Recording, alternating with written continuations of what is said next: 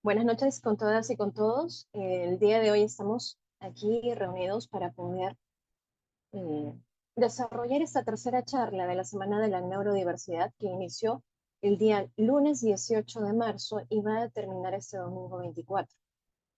La idea de poder celebrar una Semana de la Neurodiversidad se orienta hacia poder buscar la unidad entre las comunidades, familias, personas y profesionales para poder recordar que en Perú contamos desde nuestras diferencias y desde nuestra diversidad. Nos va a acompañar el doctor David Lira Mamani. Él es médico neurólogo, tiene una maestría en ciencias en dicha especialidad, es director e investigador del Instituto Peruano de Neurociencias IPN, también es investigador certificado de CONCITEC, tiene la experiencia de jefe de servicio de neurofisiología y de laboratorio de sueño del Centro de Imágenes Médicas. Es miembro del Servicio de Neurología y de la Unidad de Diagnóstico de Deterioro Cognitivo y Prevención de Demencia de la Clínica Internacional. También es investigador secundario de la Unidad de Investigación de la Clínica Internacional. Asimismo, es editor asociado de la Revista Peruana de Neurología y editor asociado de la revista Interciencia. Por otra parte, cuenta con membresías académicas de la Academia Americana de Neurología, de la Academia Americana del Sueño, de Medicina del Sueño, y también es miembro asociado de la Sociedad Mundial del Sueño, entre otras tantas membresías. Muchas gracias por la presentación, Catalina. Yo quería compartir con ustedes el concepto neurodivergencia y salud desde el punto de vista de las neurociencias, ¿no? Me interesa mucho que lo traten de entender porque implica muchos conceptos teóricos que tienden a veces a generar confusión, por lo que voy a seguir paso a paso la explicación para que puede entenderse, ¿no? De una manera un poco clara. Primero debemos partir por el concepto de pensamiento. En neurología, por ejemplo, existen muchas corrientes acerca de cómo se determina el pensamiento, qué es el pensamiento. Una de ellas muestra el concepto de que el pensamiento es una percepción que ingresa a la mente, tiene que ingresar necesariamente a la mente a través de uno de los órganos de los sentidos. Puede ser la visión, cuando leemos algo, cuando vemos algo, puede ser el sentido del oído, cuando escuchamos algo, ya sea una palabra, un ruido que nuestra mente interpreta, puede ser cuando tocamos algo, cuando percibimos un aroma, cuando percibimos un sabor. Es decir, cualquiera de nuestros órganos de los sentidos pueden llevarnos a una percepción. Esta percepción nuestra mente la analiza. Entonces, el análisis siempre es así, lineal. Primero uno percibe algo, luego analiza algo, es decir, lo analiza en función a los conocimientos que uno ya tiene, lo compara con los conocimientos que uno ya tiene, o si no lo ha aprendido algo, lo compara con algo que puede parecerse. Por ejemplo, si uno mira una pelota, pues lo compara con una pelota que ya vio antes. Y si uno ve un objeto que parece una pelota, pues lo compara con una pelota porque es lo que más se le asemeja en su mente. Y una vez que analiza el pensamiento, emite un output, que es un pensamiento nuevamente. Si está interrelacionándose con otra persona, es una respuesta verbal, motora, o un output distinto que puede ser solamente una negación de lo que está viendo, si es una alucinación, por ejemplo.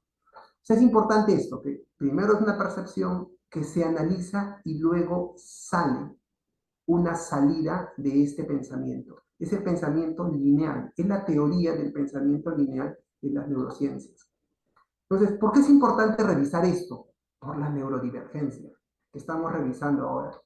Aunque es un término reciente, dice, pocas décadas de uso a nivel mundial, se considera que una persona tiene un perfil neurodivergente cuando procesa esta persona la información de forma cognitiva y socioemocional de manera distinta a la mayoría de personas. esta diferencia hace que la persona no tenga un cerebro deficiente, enfermo, ni menos capaz que otras personas, solo que funciona distinto. Y ese distinto es lo que tiene que ver con el pensamiento. Es decir, el pensamiento en esas personas no es así, no es lineal. Y esto hace que tenga muchas implicancias a futuro. ¿Quiénes se consideran que tienen perfil neurodivergente, distinto a la mayoría de personas?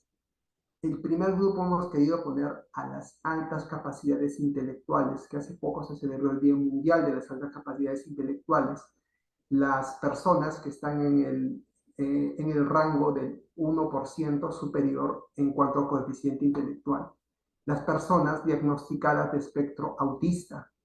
Las personas con trastornos con déficit de atención con o sin hiperactividad.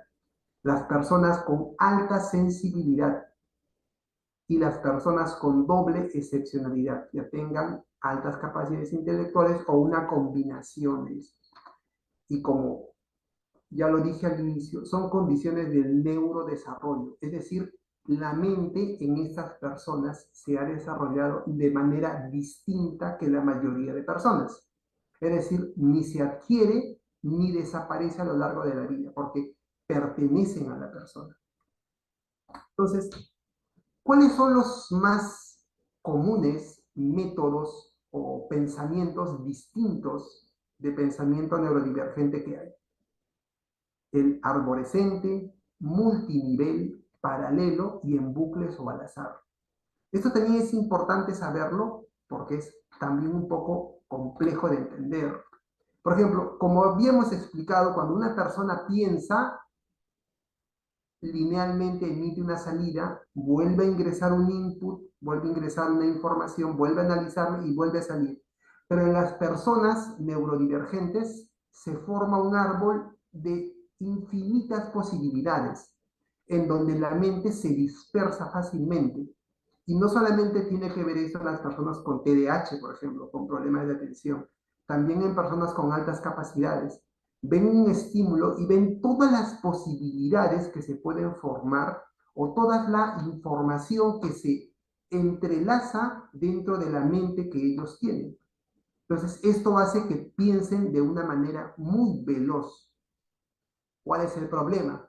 Que a veces no pueden seguir el pensamiento lineal, que es el que enseñan en el colegio, donde les enseñan puntos eh, sucesivos, uno después de otro, con la finalidad de que la mayoría de la clase que tiene este tipo de pensamientos pueda entenderlo. Otro pensamiento es el pensamiento paralelo, que muchas veces ha llevado a confusiones en algunas personas que han sido diagnosticados de trastornos psiquiátricos, por ejemplo.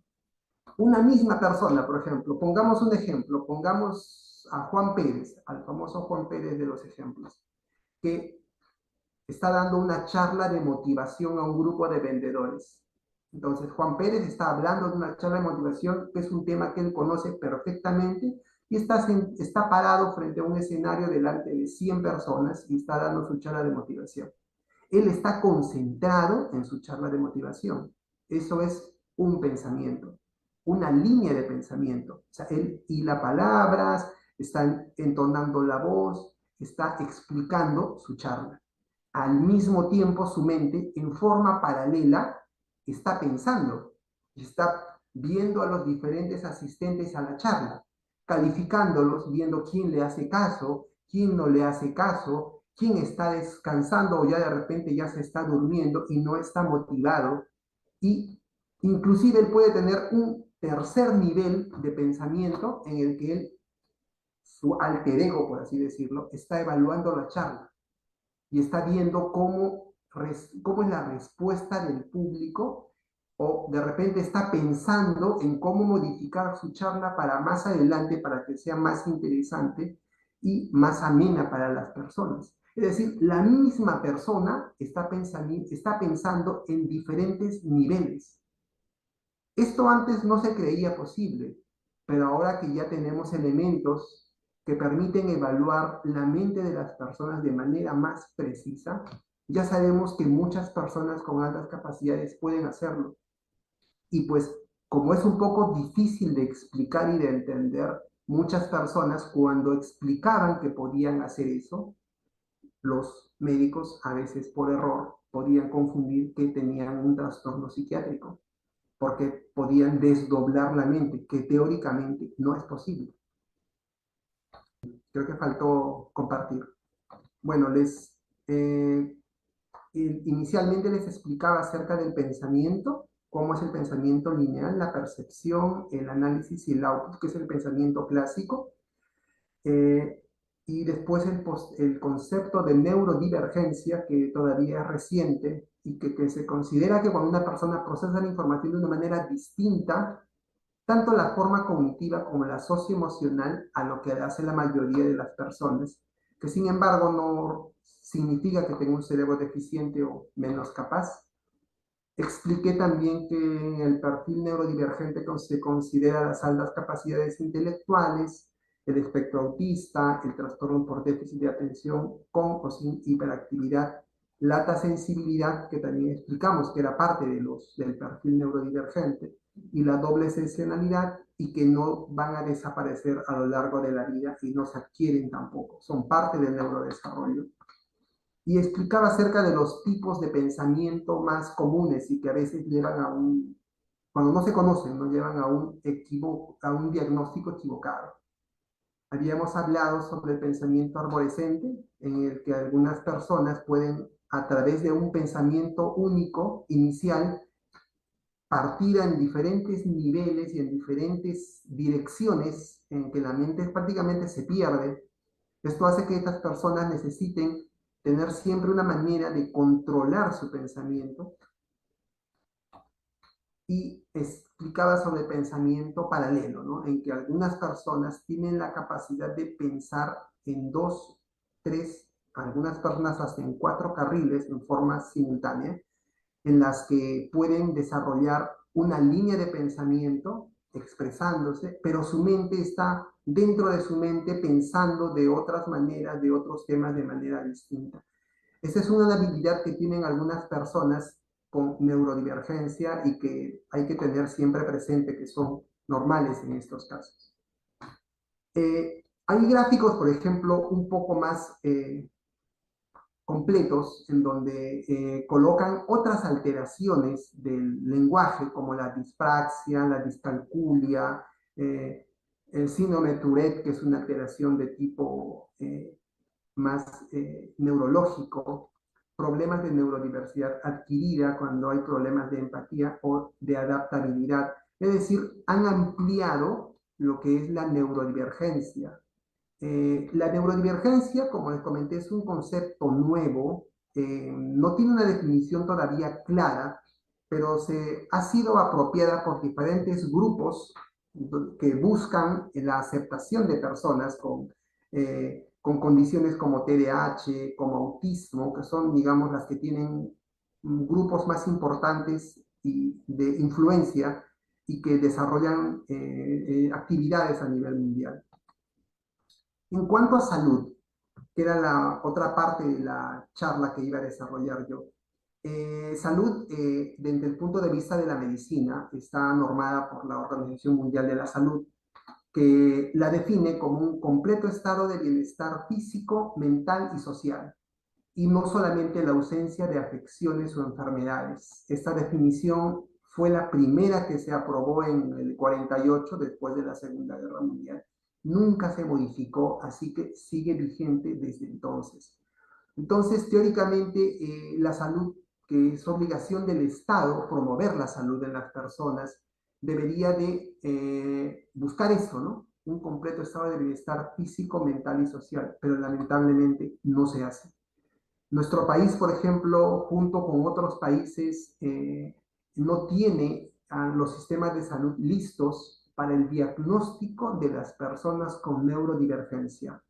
El número de profesionales entrenados en las pruebas diagnósticas de personas con neurodivergencias es escaso. El número de profesionales en establecimientos públicos es más escaso todavía. y la cantidad de personas con neurodivergencia está aumentando. Esto debido a que la edad de las personas en que comienzan a tener niños está aumentando y esto aumenta el riesgo del desarrollo de neurodivergencia en estas personas. Y por otro lado, las personas con altas capacidades son un reto adicional. Como les comenté, muchos de ellos a veces reciben diagnósticos inadecuados de problemas de conducta, diagnósticos psiquiátricos, muchas veces llegan a ser incluso medicados para trastornos psiquiátricos, pero muchas veces el diagnóstico es erróneo. Lo que ocurre con estos niños es que muchas veces se aburren mucho, para ellos es un sufrimiento ir al colegio, para ellos asistir a una clase donde los niños hacen mucha bulla, mucho escándalo, para ellos es intolerable. Por eso es que, porque son muy sensibles a las sensaciones, en este caso a los ruidos, y esto hace que se aburran tanto que a veces hasta incluso quieren atentar contra su vida, porque no lo soportan, es todo el día. Si ellos son muy sensibles a los ruidos, todo el día sentir ese ruido, pues es algo intenso que, que les es difícil tolerar. Entonces, no entenderlos hace muchas veces que las personas no puedan recibir ayuda de manera adecuada, ¿no? Y creo que en eso los colectivos podrían organizarse para poder tratar de alguna manera desarrollar este apoyo en los colegios.